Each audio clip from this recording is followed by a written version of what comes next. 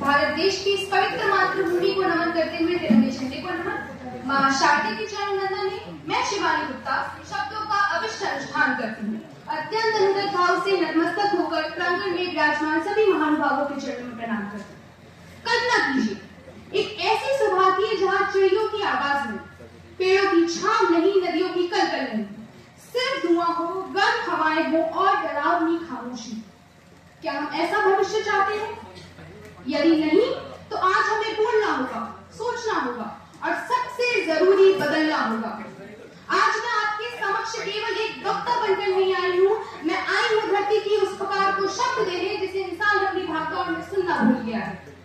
विषय है प्रकृति से प्रेरित जलवायु के लिए हमारे भविष्य के लिए। प्रकृति यह सिर्फ पेड़ पौधों का नाम नहीं है।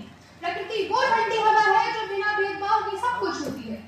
वो बारिश है जो सूखी धरती में जीवन भर देती है। वो सूरज है जो हर सुबह बिना थके अपना कर्तव्य निभाता है। लेकिन सोचिए, जिस प्रकृति ने हमें जीवन दिया, क्या हमने उसे बदले में विनाश नहीं दिया है? कटते जंगल, बढ़ता प्रदूषण, असहनीय गर्मी, अनियमित वर्षा, ये सब केवल समाचारों की सुर्खियां नहीं है। ये जलवायु परिवर्तन की चुनौतियां हैं। जिस हवा को हम मुक्त समझकर हर पल सांसों में भरते हैं, कल अगर वही हवा जहर बन जाए तो क्या होगा? जिस पानी को हम बिना सोचे समझे हर पल बहा देते हैं, कल अगर वही पानी की एक बूंद के लिए हम तरस जाए तो क्या होगा? जिन पेड़ों के नीचे खड़े होकर हम सुकून का अनुभव करते हैं, कल अगर वही पेड़ हमारे बच्चों को किसी पुस्तक में तस्वीरों में देखने को मिले तो क्या हम अपने आप को निर्दोष कह पाएंगे? क्या सचमुच विकास वही है जहाँ इमारतें ऊंची हों लेकिन इंसान की सांसें छोटी पड़ जाएं? जहाँ तकनीकी आगे बढ़े लेकिन प्रकृति पीछे छूट जाए? तो प्रश्न ये उठता है कि क्या हम अपने भविष्य को सुरक्षित बना रहे हैं या अपने ही हाथों से उसे धीरे धीरे खत्म कर रहे हैं? मनुष्य ने चांद तक पहुंचने का सपना पूरा कर लिया, लेकिन धरती को बचाने की जिम्मेदारी भूल गया। हमने ऊंची ऊंची इमारतें बना ली, पर सांस लेने के लिए साफ हवा नहीं बचाई। हम आधुनिक बन गए लेकिन प्रकृति से दूर हो गए। प्रकृति जो कि हमें हर दिन प्रेरणा देती है, जैसे नदी सिखाती है चलते रहो, वृक्ष सिखाते हैं दूसरों को देते रहो, सूरज सिखाता है अंधकार चाहे कितना भी हो लेकिन रोशनी बनो। लेकिन अफसोस, हमने प्रकृति से सीखने के बजाय उसे मिटाना शुरू कर दिया।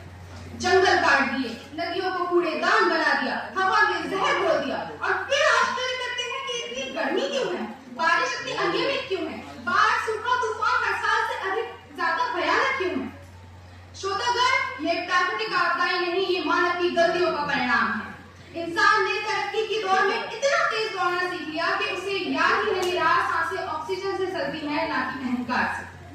धरती माँ की चुप्पी को कमजोरी मत समझना। जब प्रकृति अपना हिसाब करते हैं तो महलों के दरवाजे भी कांप उठते हैं। आज जरूरत केवल भाषणों की नहीं है, जरूरत है परिवर्तन की। परंतु ये परिवर्तन आएगा कहाँ से? सरकार से, संस्थाओं से? हाँ, उनसे भी। लेकिन सबसे बड़ा परिवर्तन आएगा हमसे।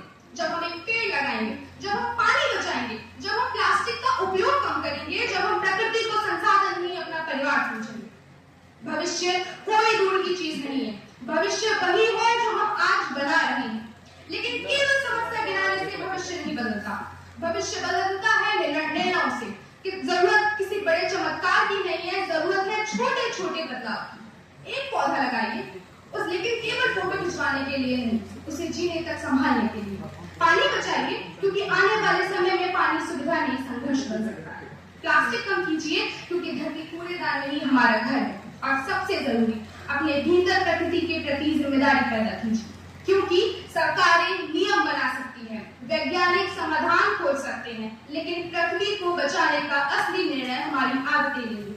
अगर हम आज बदलेंगे तो कल मौसम बदलेगा, और अगर हम आज जागेंगे तो कल भविष्य बचेगा। अंत में चंद पंक्तियों के माध्यम से अपनी बात को नहीं समाप्त करना चाहूंगी। नदियों में फिर निर्मल धारा हो, नदियों में फिर निर्मल धारा हो, धरती पर हरियाली दोबारा हो।